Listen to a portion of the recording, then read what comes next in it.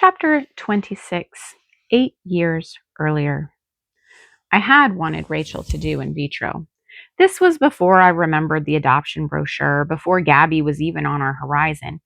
I'd wanted a baby with our little hands and our little ears, pieces of our brains, pieces of our hearts. Ironically, I hadn't pushed Rachel for a baby earlier in our marriage. I'd been happy with just the two of us, but something about that anticipation, the pregnancy tests and checkups, it drove me into a sense of longing, of hope.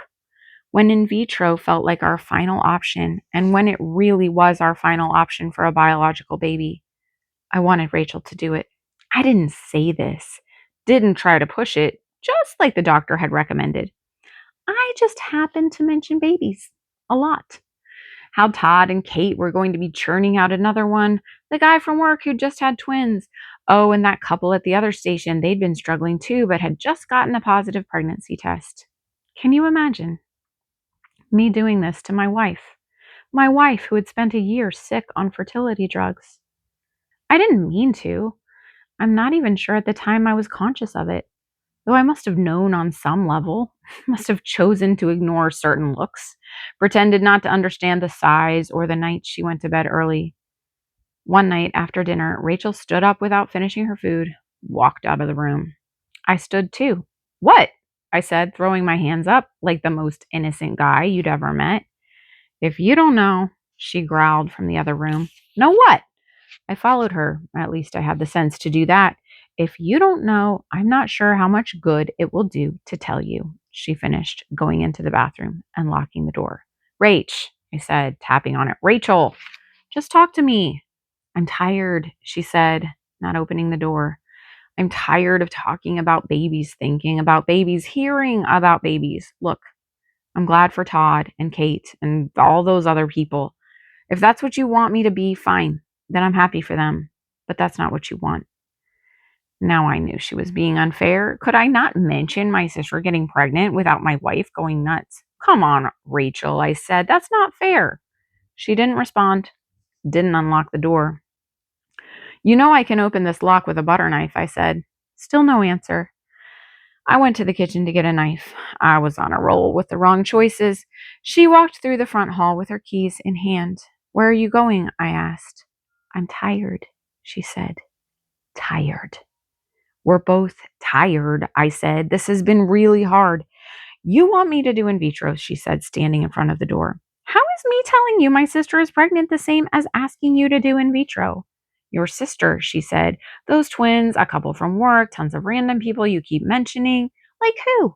Our neighbor 2 doors down, your old chief who just had his first grandbaby, the guy at the barber shop who sat next to you, the checker at Walmart. You have mentioned 17 different babies in the last week. You've been counting. Rach, that's on you. She turned to the door and walked out. She'd never done that before. We'd had plenty of arguments, quiet nights, empty beds. She'd never left the house like that. In fact, we'd agreed early on in our marriage never to do that, to leave when we were trying to work something out. She told me later that it didn't feel very much like we'd been trying to work anything out, that she'd needed space, air to breathe. But that night she came home just before bed, got into her pajamas, and made her way to the guest room. I went for a run. Didn't matter that it was after 9 o'clock. Two could play at this game. I ran past an old lady letting her dog poop on the curb, a couple of teens kissing in a car, a screaming match in the apartment down the street. I ran past a parked stroller, sitting outside the garage like it'd been forgotten. Then I turned around and ran back to it, paused for a moment at the driveway before I walked up to the forgotten stroller, looked at it, touched the handles, and felt the firm, cushy plastic against my palms. I pushed at it, only to realize it was locked. I clicked it with my foot, released the wheels. No security systems on these things. I could walk away with it into the night like I was just a dad with a baby who wouldn't sleep. I moved the stroller, let the wheels spin. I didn't think about security cameras, didn't consider that a theft could ruin my career. I had it halfway down the driveway before I started to cry. Big, ugly man tears. I pushed the stroller back up the driveway next to the garage so no one would accidentally run over it with their car in the morning. Still crying, I started to jog again, shifting into a full-on run and then a desperate sprint, as though I could outrun it, these feelings, this missingness. I got home just past midnight, covered in sweat, with my left calf threatening to cramp. I tapped on the guest bedroom door. She didn't answer, but I heard her sigh. "You up?" I asked. "Of course I'm up," she snapped. I opened the door, not locked. "You were right," I said. "I wanted to try in vitro." She looked away. I could see it even in the dark. I stopped, started again. "I wanted you to try in vitro." All the fight left her shoulders. "Why'd you have to keep doing that?" she asked. "Talking about all those babies." "I don't know. I didn't really realize I was doing it, but I might have been trying not to realize I was doing it. I don't know. It's all knotted up." She patted the bed beside her, then caught a whiff of me. "Whoa, I almost stole a stroller tonight. That's what it took to realize I'd gone off the deep end a bit." "A bit?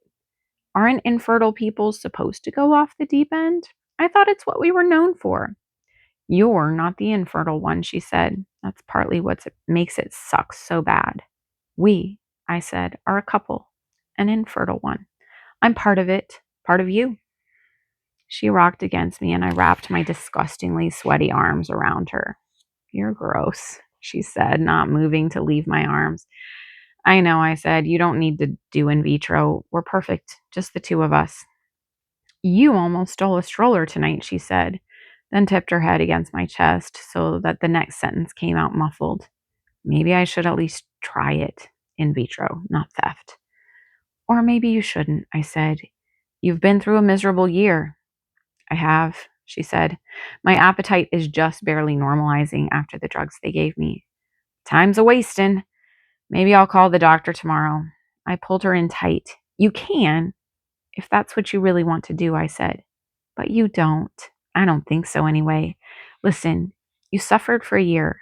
Why don't you give it another year before you even think about in vitro or whatever time frame you want?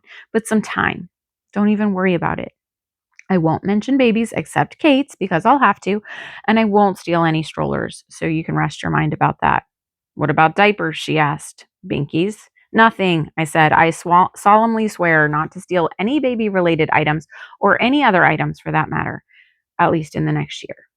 She giggled just a bit, and I rubbed her back, trying to work out some of the lumps from a tense day. "But don't leave me, Rach. Don't walk out." "I won't," she said. "I'm sorry I did today. I just couldn't breathe." "Because I'd suffocated you?" I'd asked. "I wouldn't have said it like that," she said. I tickled her back. "Okay, maybe I would have said it like that. Anyway, I'm sorry." "Me too," I said, kissing her forehead. "Now I'm going to go get a shower. I might be naked when I come back." "I wouldn't complain about that," she said. And I'd like to say that the magical night created a gorgeous, magical baby, just like that. But it didn't. Instead, several other nights and days stacked together to create their own special brand of magic. The afternoon I found the brochure, the first time we looked at the adoption website together, the morning I noticed the completed forms, Rachel's swooping, careful print, filling up the boxes, and that final night, the night another woman brought me the baby that would become ours. Ours. Just like I'd always imagined. Not the same body, not the same mind, but somehow still the same heart.